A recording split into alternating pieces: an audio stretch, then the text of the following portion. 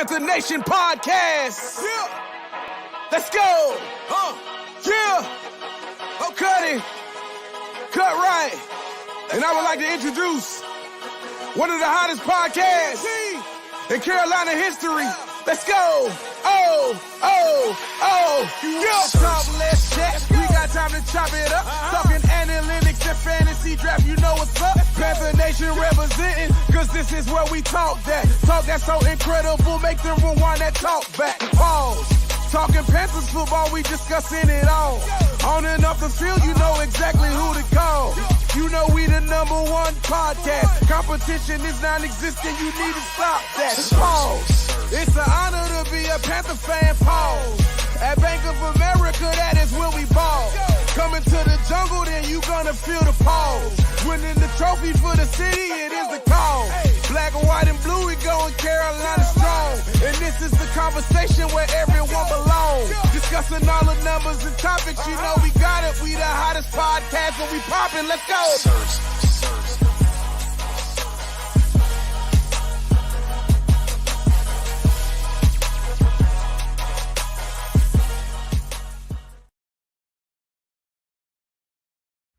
QueenCityPodcastNetwork.com. Yo, what's cracking? It's your boy Rashad, one half of PNP, man. And listen, I got enough content to basically run an entire show. But we're going to get in and get out, you know what I mean? Pause. It's going to be, we're going to try to get through this as smoothly as possible. But there's a lot, man. There's just a lot of just content fell right in my lap. So there's a whole lot to discuss. So again, this is the morning huddle.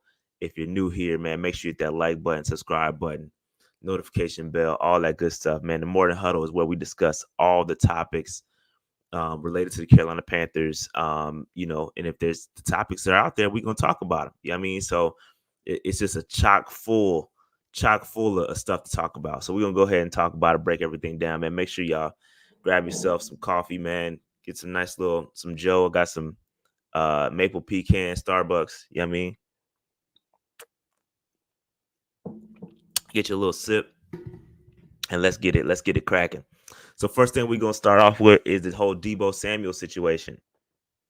Man, Deebo looking crazy out in these streets. So if y'all don't know what's going on with Deebo Samuels, basically it stems from Cam's comments on the game manager situation with Brock Purdy, right? He calls out, Brock Purdy saying he's a game manager, and Deebo, feeling the type of way, blah, blah, blah, blah, blah. He gets on a reporter, I guess is interviewing him post game after the Ravens dismantling, and basically said, he was talking to Up and Adams, which is Kay Adams. She goes and talks about him, and it's right after the loss or whatever. He in his feelings a little, probably not the best time to put a mic in front of you and start talking just because you're frustrated with the loss or whatever, or coming off of that loss. And basically Deebo Samuels, he started throwing out strays. He went after Micah Parsons. Micah Parsons was tweeting during the game talking about, I don't know. First of all, I don't know why Micah Parsons was even commenting on, the Ravens 49ers game when you just got destroyed by the 49ers not too long ago. Like, that's kind of crazy for him to be talking about, what they should have done better, or what the 49ers should have done better against the Ravens. That just doesn't make sense to me. But anyway, he talks about, Micah Parsons, and he also talks about Cam Newton. And he basically goes talking about Cam and saying, hey, Cam, stop texting my phone. You know what I mean? He said, stop texting my phone, because he blowing him up, trying to get him to come on the show. And Cam, and this is what I love about, first of all, this is what's great about media nowadays, because everything is instant, right? You can instantly respond. You can instantly, pick up your phone and respond to a dude, that just was talking about you. So Cam Newton says, bro, fam, I don't even got your number. I don't even know I don't know who you was talking to. I don't know who was blowing you up, but that's not Cam Newton, because Cam doesn't even have your number. You know what I mean? So Cam, basically said, stop the cap. And then Deebo, and he basically, Cam said, post the receipts. post the receipts. And so Deebo basically goes out and goes on Twitter and posts some tweets or posts some text messages, the text message exchange between what he thought was Cam Newton and Deebo Samuel. Basically, it all boils down to that Deebo Samuel was catfished and he was pranked by somebody. There's somebody who had Deebo's phone number from he was an old frat dude or something like that, had Deebo Samuel's number, and they basically pretended like they was Cam Newton. So it's just, it is wild, bro. So this dude Deebo was all in his feelings, and then basically what I don't like about it is you get on that joint publicly and try to call out Cam Newton and say, yo, Cam, stop hitting my phone, blah, blah, blah, blah, blah. But then you basically boil down your apology to deleting the tweet and just say, oh, I was just playing. Why are we taking it so serious? Nah, fam, if you're going to try to call him out publicly, you got to apologize publicly. You know what I mean? The apology got to be as loud as the criticism. You know what I mean? If you're going to try to call him out, you got to apologize just as loud. You know what I mean? So go back on that same show and apologize for the fact that you was wrong. You know what I mean? So Deebo, you wrong for that, bro. I get it. I get the frustration. You was coming off the loss. I get the, wanting to protect your quarterback, and you want to man up for your quarterback. You want to face up for your quarterback and be like, yo, all right, I'm taking up for my guy. So I get that. You don't want him being relegated to a game manager. I completely understand that. But at the same time, you know what I mean? You gotta be able to own up when it's wrong. When you wrong, bro, you gotta man up. That's what I hold myself to that standard. You know what I mean? I hold myself. So if I'm wrong on something, bro, I gotta get up here and I gotta be like, yo, my bad, I was wrong. A lot of people don't do that. And it's just so easy to be like, yo, my bad, I was wrong. I don't know what I was talking about. My bad. I got it wrong. It's okay. It's okay to be wrong, bro. It's okay. Like, I don't understand why people find it so difficult to apologize for something. It's just weird to me. But anyway, it all boils down to that my man was mad that they lost. They got their butts whipped by the Ravens. And it was bad timing to stick a mic in front of his face. Pause. You know what I mean? So it is what it is. The t-shirt, Granddad says, what's the t-shirt I'm wearing? I got the Jake Delhomme Hall of Honor t-shirt. That's the Hall of Honor t-shirt. They went on sale at training camp, and I got the Gross, the Delhomme. Who else did I get? I got the Smitty, and I got Wesley Walls. So I got all them joints. I'm waiting for them to put out the Peppers and Musim Muhammad joints just like this. They don't have the ones just like these because I like these. These are fire. And on the back, it has all their like stats. It's kind of dope, man. I love these shirts. They need to do one for Pep and Moose. I want this when that releases. But speaking of Peppers, great segue to Julius Peppers. Julius Peppers is now a Hall of Fame finalist. So we know, and we're not talking about the Hall of Honor. We're talking about the Hall of Fame, the NFL Hall of Fame. He has been announced as a finalist. We all know. Underdog Fan Code, great question. Shout out to Rockhead. Man, I appreciate you. Because this does a lot for the channel. Go to underdogfantasy.com, sign up using that code PNP. Just the letters PNP. That helps us out tremendously. Y'all have no idea just by signing up how much that helps out this channel. So if you want to go to underdogfantasy.com, sign up using that code PNP. It's a free way to help out the channel, man. Help out the channel. It goes a long way, trust me. But appreciate that. Thank you for asking. But anyway, Julius Peppers, Hall of Fame finalist.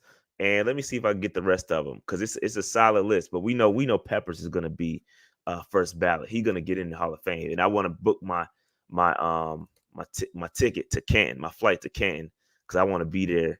Because he is. I mean, we do have Hall of Famers. We've got guys like Reggie White that have played for the Panthers. We've got guys like Kevin Green, the great Sam Mills. And I do consider Sam Mills ours. Like he's, but he played for the Saints. You know what I mean? So like wasn't drafted by us. So you can make an argument that Julius Peppers is going to be our first real, true Hall of Famer, right? He's going to be the guy that was drafted by the Carolina Panthers, and he played the bulk of his career with the Carolina Panthers. So he's going to be our first real tried and true Carolina Panther Hall of Famer. If you want to be, I mean, obviously we love Sam Mills. We to keep pounding. We love that. You know, we do consider Sam Mills a Carolina great, but you know, he did start his career, played a lot more years with the Saints. You know what I mean? So they could claim him as well. So nobody else can really claim Julius Peppers like we claim Julius Peppers. And so that's why it's a big deal for Julius Peppers to get into the Hall of Fame. And Julius Peppers will be our first true Hall of Famer. Other finalists are, let's get the other finalists.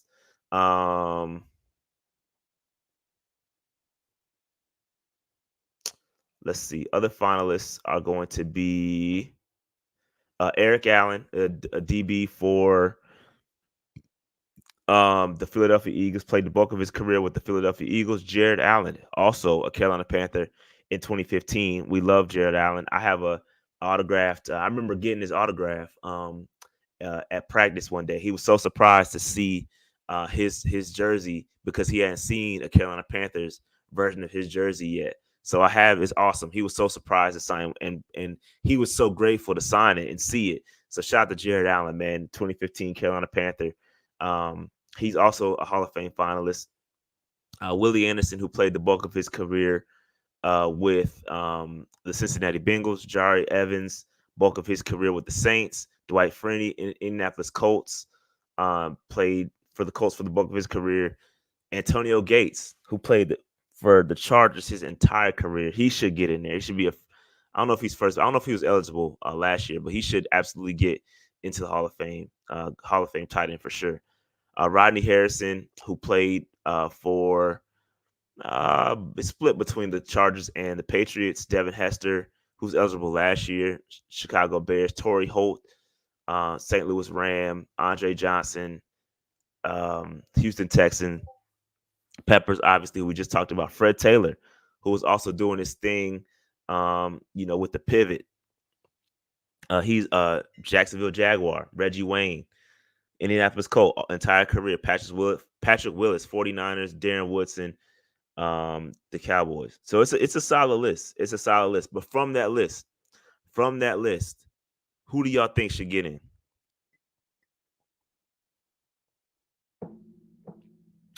Yeah. From that list, who do y'all think should get in? Man, shout out to A-Cash. Pep has to go in for sure this year.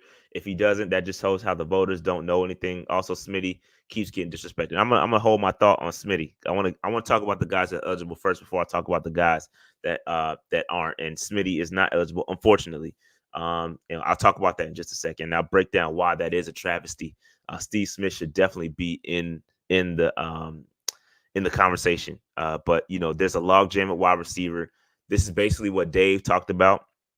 When we had Philly Brown on the show, we had Philly on. He was talking. Me and Philly was like, "Yo, hey man, he's a first ballot Hall of Famer, no doubt." But Dave was like, "Yo, this." He was spitting facts. Basically, there is a logjam at wide receiver. You see Torrey Holt, you see Reggie Wayne, you see Andre Johnson. These guys are eligible as well, and there's a logjam. This is what happens with the wide receiver position.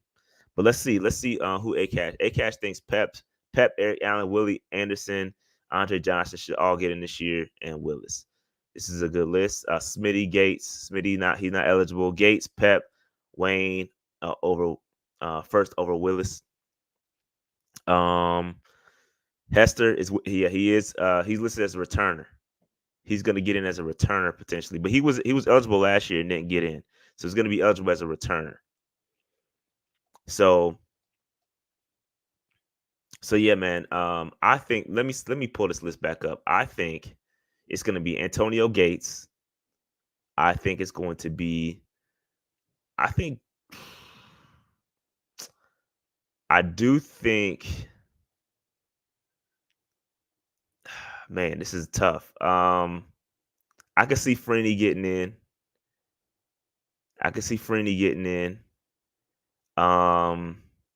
I believe one of Jari Evans or Willie Anderson is going to get in. Antonio Gates for sure. Pep for sure. And I do think one of the receivers is going to get in, whether it's going to be Andre Johnson, Torrey Holt. Holt has a ring. Andre Johnson doesn't. Reggie Wayne has a ring as well. I do think one of those receivers gets in. One of those guys are going to get in. I think one of those guys are going to get in. It's going to be a logjam. I mean, Smitty's going to have to wait, unfortunately, until he's going to get his turn. He's going to get his turn one day.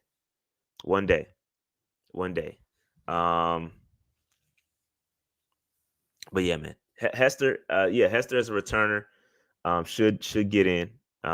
We'll see. He was a beast. He was a beast. But let's take a step back and talk about Smitty for a second. I shout out to my man Jared, who posted all of the statistics between the three. He posted the statistics between Reggie Wayne, Torrey Holt, and Andre Johnson. And obviously, from a yardage perspective, Steve Smith has better statistics, more yards than all those guys. You know what I mean? And it was, a good point is that he did play more games than Smitty, than those guys. He played more games than all those guys. But I will also counter the fact, other than Andre Johnson, Reggie Wayne also played with Peyton Manning. Torrey Holt played on the Greatest Show on Turf, which revolutionized offenses. They were out of control. He had Kurt Warner. They were out of their minds how good that offense was. It was crazy. So that Kurt Warner led offense, Peyton Manning, those guys had really good QBs and they had Super Bowl rings. Unfortunately, I do have my man's shirt on, Jake Delhomme. We love Jake, but Jake he's not a Hall of Fame quarterback. You know what I mean? So I feel like Smitty, you have to take that into account. That Smitty never played with a Hall of Fame caliber quarterback. He just hasn't. It's just a fact. He's a Triple Crown winner. Like, none of those guys have done that.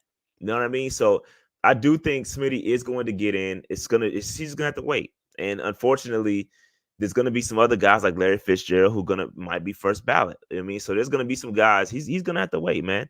He's really gonna have to wait. He's gonna have to wait, and he will get in. I do think he will get in eventually. But the way the system works, he's just gonna have to wait, bro. He's gonna have to wait. So, it's unfortunate, bro. I hate it because unfortunately I do think Steve Smith is my favorite player of all time. You know what I mean? He absolutely deserves to get in the Hall of Fame, and I think he's just gonna have to wait. He's gonna have to wait, bro. Because there's going to be some other guys that are eligible. Going to be some really good wide receivers that are eligible to get in. They're going to be first ballot guys. So it is what it is, man. That's just the nature of the Hall of Fame beast. So yeah, man, that is the Hall of Fame talk. Shout out to Julius Peppers. I would love to go to Canton to kind of cover it and talk about it. We'll see if that happens. But again, Carolina Panthers' first true Hall of Famer in Julius Peppers should be first ballot. Shouldn't be a question. Julius Peppers is first ballot Hall of Famer, and I cannot wait for that to happen. All right, let's see here. What else? So we talked about Deebo and Cam. We talked about Julius Peppers and Hall of Fame talk. Now let's talk about this article.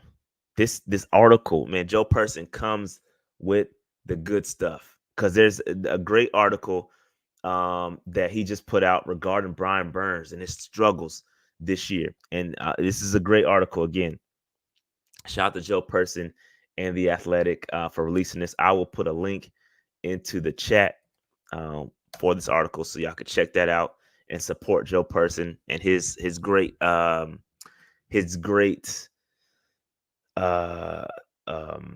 coverage of the Carolina Panthers. So basically, here's the deal. So, we all know that Brian Burns basically had a brief hold in per se prior to week 1. He sent a message that he was not happy with not being extended, but he also played week 1. He played week 1 where he had multiple sacks. We had the lead. Very good game from Brian Burns. And since then, it's really been hit or miss with Brian Burns. And we talked about Brian Burns on the Tuesday show and how, hey, if we're going to prioritize two guys in the offseason, boy, this is going to be between Burns, Luvu, and Derek Brown. I'm going to pick Luvu and Derek Brown. And speaking of which, I saw a top 10 ranking list, and I'm not sure who the source was or who put it together, but I do like the list. And basically, it covered the top 10 guys at their position. So Brian Burns obviously was not in the top 10 in his position group. And Derek Brown was top 10 in his position group. He was number 7 on this particular list. And he was in the top 5, but he had dropped down. They did it by week. And in week 16, he had fell. It was like the power ranking. So it does account for the entire season, but it also accounts for that current week. And he had fell 2 spots. So Derek Brown was in the top 5 and then dropped down into the top. He was basically number 7. But also what I found interesting was for off-ball, for interior linebackers or for linebackers, Frankie Luvu was in the top 10. Frankie Luvu was in the top 10 for his position group. So when we say that we want to prioritize Frankie Luvu and Derek Brown, bro, we're spot on. We're spot on. You take care of guys that are top 10 in their position group. You know what I mean? So I feel better about saying that. Again, I love Brian Burns, bro. I got his jersey. He's a Florida State guy. I love Brian Burns. So I don't want to, I hate it. It pains me to criticize and be critical of guys that I like, because I like them personally. And I like them. Brian Burns' brother, friend of the show. We love Lucci. Like these guys are great, bro. You know what I mean? So we love these guys, but at the end of the day, we got to call a spade a spade. It wouldn't be P&P if I didn't call a spade a spade. And right now, I think even according to this, Brian Burns knows that it's not been a good year. So let's get through the rest of this article. So Brian Burns was quoted after the loss. He said, "Yo, it's been a tough year," and he said, "I'm not gonna lie to you, it's been a tough year." And so Joe Person continues on and says, "It's true on several fronts." Brian Burns, who is basically having one of the worst years of his career. I mean, statistically, he has 6 sacks. After having 12 sacks in 2022, he had 12 and a half sacks. And so it's not been a good season for Brian Burns. You know what I mean? It hasn't. And what makes it frustrating is that we were thinking that, hey, with Evero and coming in and this defense being with the scheme change, going from a 3-4 or 4-3 to a 3-4, that he was going to be playing his best football. He was going to be put in position to play his best football, playing outside linebacker, where he can use his athleticism to take advantage of guys. And it just hasn't been the case. You know what I mean? Whether maybe it is a scheme change. I don't know what it is.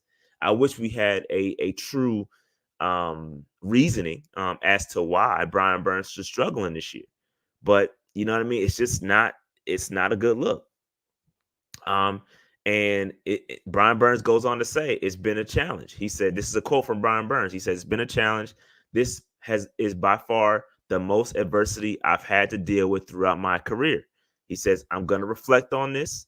I'm going to reflect on that, but I think it's me getting ready for something bigger." So I paused when I read that. I paused. I was like, "Oh, what is that? What does that mean? What does it mean when he says, I'm going to reflect on that, but I think it's me getting ready for something bigger"? Does that mean you're going to go to another team? When I'm reading the article, that's where my brain goes. Are you going to bounce? But you continue to read the article. He basically says he wants to be here. He said he wants to stay in Carolina despite his disappointing season and the Panthers losing weight since he's been here. He wants to be in Carolina. Okay. And it goes on to quote, he says, "Since I was young, I don't like change. I don't like starting over. I mean, I will if I had to. I can adapt to anything. I just never liked it. So you can extrapolate that into a couple of things. So the change, you could talk about the change of scheme, right? Going from a 4-3 to a 3-4. That's a change that he had to deal with. He might not like it. Maybe that's something he's not liking. I'm reaching. I'm admittedly reaching. I'm reaching. But it also can say that, hey, he doesn't want to be here. He does want to be here. He wants to stay around. He wants to, and he goes even to say at Florida State. Even at Florida State, we started losing, and all the portal and SHIT was new. And he said he didn't leave. He didn't like change like that. So that's a very good point. At Florida State, it started out good, and at the end of his career, we were trash. And he could have opted out and left. He didn't leave. He stayed. You know what I mean? And it was some bad times at the end of his career at Florida State. He stayed around, and he stuck with it. So is he going to stay around and stick with the Carolina Panthers? That's what we need to understand, and we need to find out in this offseason, because he has a decision to make. The offer's on the table. I'm sure he doesn't like the number, and I'm sure the Panthers could say, just like in the same breath that yesterday's price is not the same price for Burns. If he would have had a monster season, if Burns would have had 15 sacks this season, yesterday's price is not today's price. But that also can work the opposite way. The Carolina Panthers can say, hey, yesterday's price is not today's price based on your play. We offered you 25, but the way it worked out this season, bro, we're going to only offer you 20. You know what I mean? So yesterday's price goes both ways. So whether it works out for Brian Burns in getting his money, time will tell. But he's not going to get the 30 mil or what it was reported that he was asking for. Again, that's rumor. I don't know what his number is. Nobody knows exactly what his number is except for Brian Burns and his people. But we do know that Scott Fitterer has tried to offer and put something in front of him, and it's apparent that it's not working out. So, and again, it talks. Joe Person goes on to say that Burns has dealt with near constant change in Carolina. He's played for 3 head coaches, including, and that's 6 if you count the interim head coaches. So Burns Burns and Shaq Thompson tried to go to owner David Tepper last season to convince him to keep Steve Wilks, but they didn't do that. You know what I mean? David Tepper decided to go an opposite way. Tepper interviewed Wilks, but hired Reich, obviously. And although his production has been down in the 3-4 defense, it was installed by Ichiro Evero. Burns has been impressed with the Panthers defensive coordinator and hopes he and his staff will be retained. Interesting. You know, because we hope that that's the case too.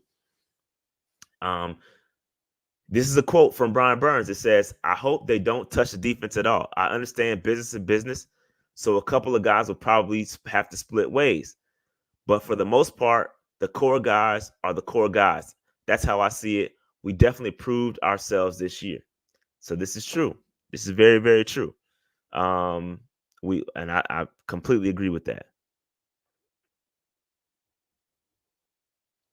All right. Let's keep it moving. Let's say, what else does it say?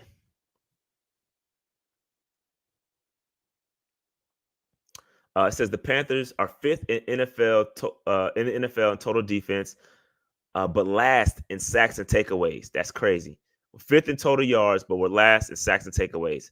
Outside linebacker Yetur Gross-Matos said opposing offenses play more conservatively while protecting the lead. That's true. That's a good point. If this was, and this is a quote from Yetur Gross-Matos, if it was the D-line was not winning rushes, that's why we can't get sacks. That'd be a different issue. But if you look, people are winning, and the ball is coming out fast, and our rush opportunities are limited. It's not like we're playing with the lead. We're getting a lot of run game from the other team. That's a great point. That's a great point by Yetur. So there is some context to that. It's a great point, actually. According to ESPN, the Panthers are 12th in pass rush win rate of 43%, while Burns is 6th best and win rate among edge rushers at 24%. So he is facing double teams just 50% of the time. 15% of the time, sacks haven't been there for Brian Burns. So I'd like to see the statistics behind that. I need to dive deeper into that. He says, I wouldn't necessarily say I'm playing bad or anything like that, because I'm definitely whooping a word out there on my one-on-ones. You can look at the film and see that. He said it comes down to opportunities. There's a lot of things that play a part in that, and that's from Brian Burns. All right, so here we go.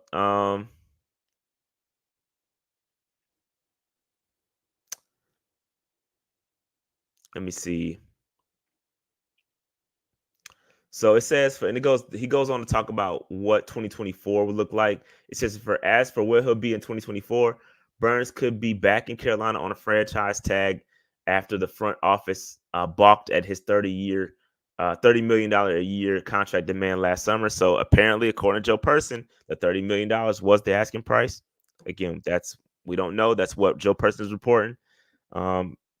Scott Fitterer obviously passed up on the chance to trade Brian Burns and get the 2 first-round picks and a day 2 selection in 2022. Has received no assurances on his future. Here we go. Given all the upheaval in the organization, Burns' contract is on the back burner. He says there's a lot of S-word going on, and there ain't no talks about that right now in regards to his contract. He said we got bigger fish to fry. It's a good point. So there's no contract talks going on right now. Everything's paused, and he's saying we got bigger fish to fry. All right. So basically, that's it. That's basically what this is. A great article by Joe Person, by the way. Great, fantastic article. And so I do think he's probably going to get tagged. Yes, he can get tagged and trade. That is a thing where you can tag and trade. Again, we would have to get picks as compensation for the tag. If somebody decides to sign someone off of his tag, you have to get picks in return. So that's what he's gonna get tagged, because if that's what happens when there's going to be a potential contract dispute, you're gonna tag the guy to retain his rights, right? So to keep his rights, you're going to tag him. And the franchise tag for edge rushers. Let me see what the franchise tag for edge rushers is.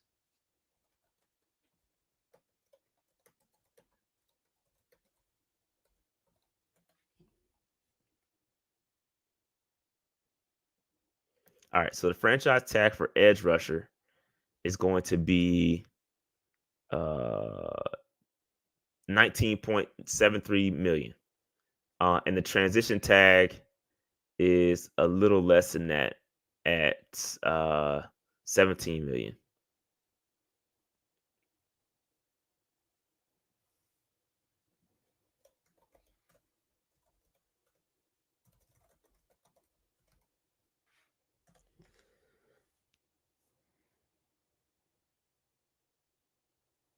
So basically, and I know some of y'all are going to ask, what's the difference between the franchise tag and the transition tag? So the franchise, they're very similar, right? So the transition tag has a couple of exceptions. Rather than a top 5, again, the franchise tag, it averages out the top 5 contracts, and then that's what the franchise tag number is. That's what that contract number, the 1-year deal. Right. Basically, the transition tag averages the top 10 contracts, the highest paid players at the position, and it doesn't provide any guaranteed compensation clause. Right. So unlike the franchise tag, teams are given no promise of an asset at the end of the deal. Right. So if a team refuses to match competing teams' offer, therefore losing the player, they don't receive any compensation or draft picks in exchange. So basically what it's saying that if you franchise tag someone and there's a trade that happens, you don't get anything in return, right? The transition tag is what allows you to get. So I was wrong, but right at the same time. The transition tag is what allows you to get something in return for someone if they get if you receive a trade for someone.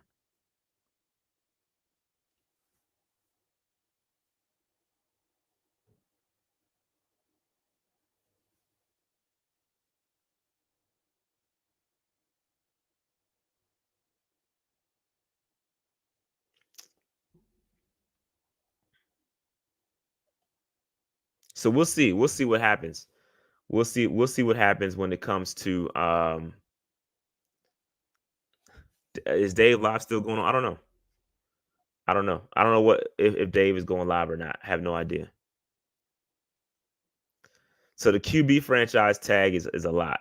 QB franchise tag is going to be $32 million. That's what it's going to cost to franchise tag a quarterback.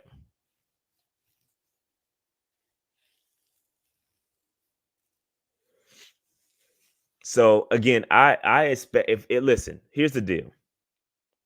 Here's what's going to happen with Brian Burns. He's going to get a tag one way, shape, or form, whether it's a transition tag or the franchise tag.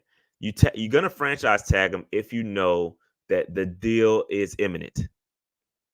If a deal is imminent, that's where you franchise tag him. If you know that, hey, it might not happen, that's where you transition tag him.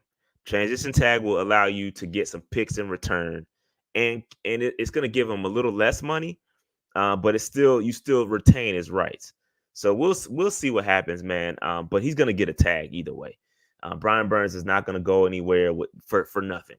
He's too valuable for us just to let him walk for nothing. So he's going to get tagged. And so sign or walk. That's going to be an interesting video as I break all that down with Brian Burns and what should be the next steps for Brian Burns. But I think it's going to happen. I don't know who or which one. All right. Yeah, transition tag is not new. It's been around for a little bit. I think Lamar Jackson had the transition tag last year. Lamar Jackson was actually transition tagged.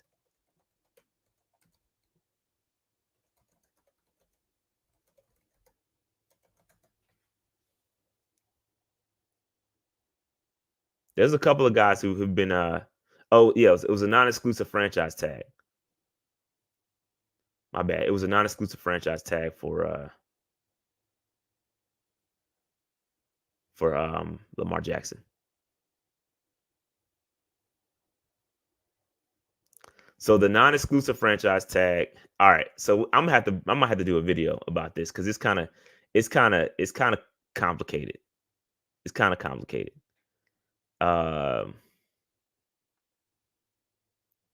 Because basically the non-exclusive franchise tag was that he could negotiate with other teams. He could negotiate with other teams, but he could have the team that negotiated with him would have to give up the 2 picks. It's a little convoluted. I might have to do a video on it. Yeah, we're gonna need bullet points. Yeah, I might have to cover this on the next Tuesday show, so I can explain it out in bullets. It's a little difficult to explain, but it's the definitions are easy, but comparing them because they basically do a lot of the same stuff. I talked about Ben Johnson a lot. It's nothing really to talk about. What you want me to talk about with Ben Johnson? It's nothing really.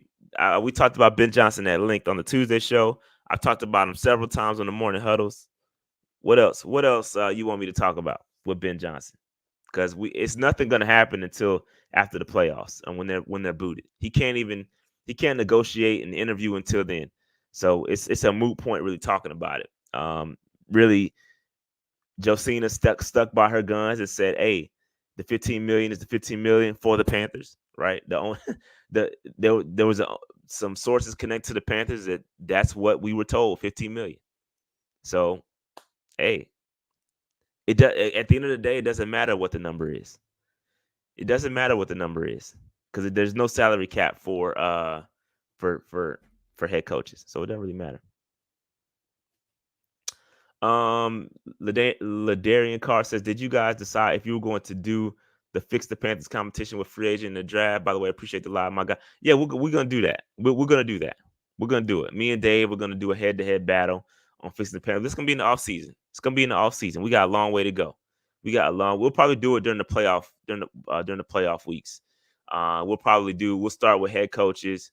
We'll start with fixing. We'll create like ideal scenarios.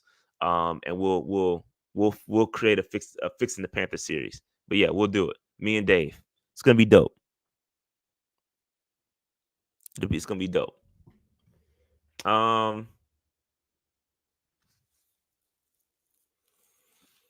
So yeah, we got a long way to go, man. It's a long way to go. A long way to go. I believe that the Carolina Panthers, the first check needs to be who's going to be the GM, right? Who's the GM? Who's the head coach? We got a long way to go.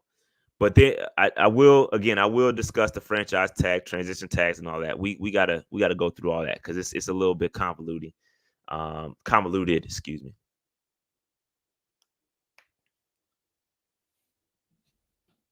Yeah. I think Josina stuck by her gun. She's again well respected, so we're gonna stick by that. And again, I don't think it really matters what the number is. At the end of the day, the money isn't everybody's motivation. I keep talking about that.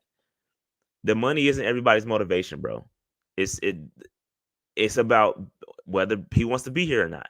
And if he wants to be here and he wants to take that money, then cool. If not, then it is what it is.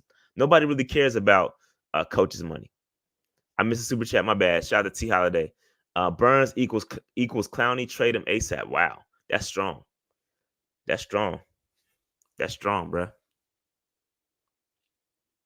That's strong. Shout out to T Holiday, man. I missed that super chat. I probably was reading on another screen. My bad. Yeah. So if it's a long way to go for the Ben Johnson stuff. We got a long way to go. All right. Smitty want more fights than Andre. That's funny. That's funny. That's funny. All right. So is there anything else, man? I gotta go. I got a show to do with my man Greg DePalma from Our Lads. I'll be doing that show at 11. I don't know if it's gonna be live or not. I think he'll post it soon after. But I got to do that show at 11. So I'm about to drop off here, grab me a little quick something to eat, and then I'll be going live again. All right. Shout out to Morgan, Captain Morgan. Captain Mo says, if we get Ben Johnson, what are some of the GMs to pair him with? First target would be the assistant GM for the Lions. That would be my first target.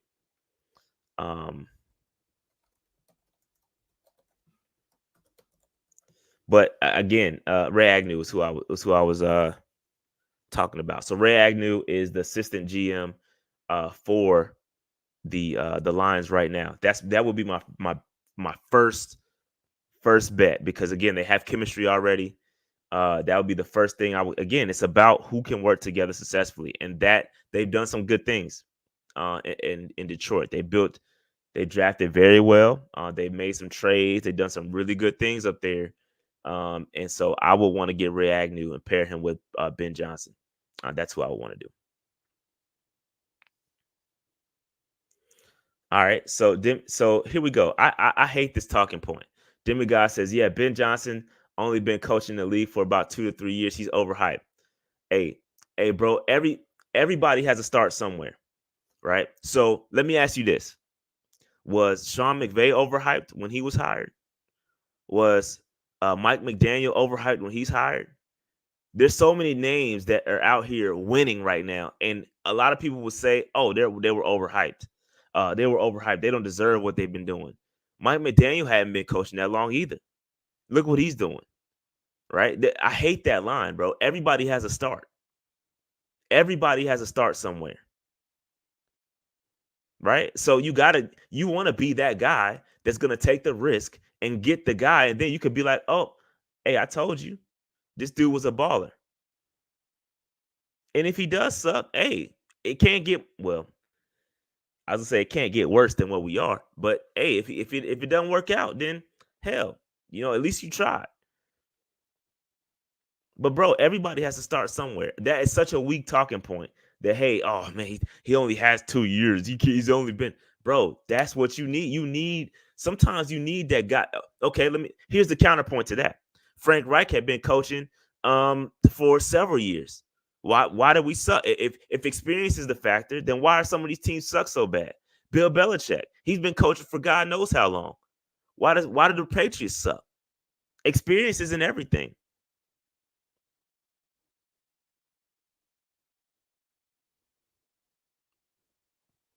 So Frank Reich if that's the case, then Frank Reich should have been the perfect hire. If that's the case, he's got experience. It didn't work out. Let's try something different. So what are we talking about? What are we talking about, man? You gotta be willing to take the risk and give a guy a shot. Everybody has to start somewhere. And I'm gonna be honest with you. From Ben Johnson, I've seen enough. I've seen enough, bro. I've seen enough.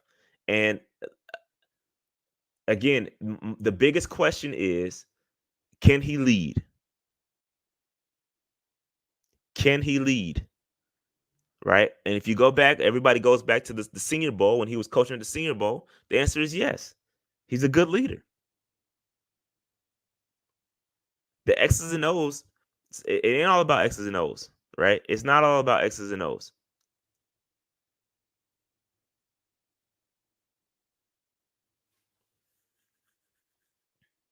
So yeah, man. I just think that experience thing is such and I've heard a lot of people talking about that.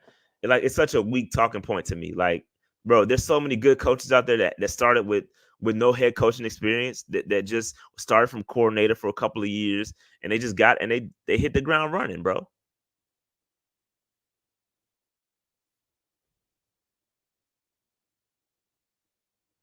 And then but we've seen Mike McDaniel lead too. Bro, did you see when he was out in front of his team on Hard Knocks and he was taking responsibility for the play calling? Bro, that's being accountable and being a leader, bro. He was showing that he can lead. Mike McDaniel can lead.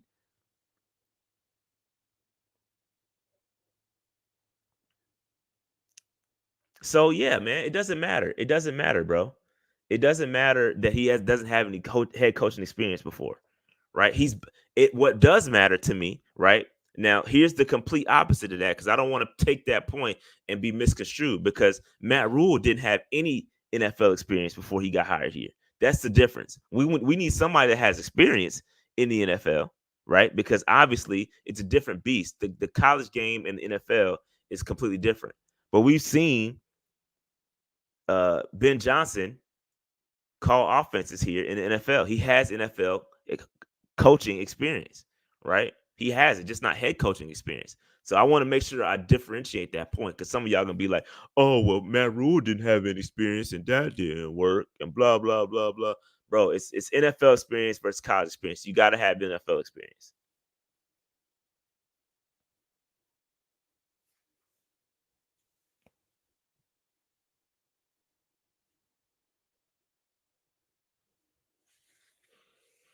So yeah, again, I like it. I like Ben Johnson. I'm not.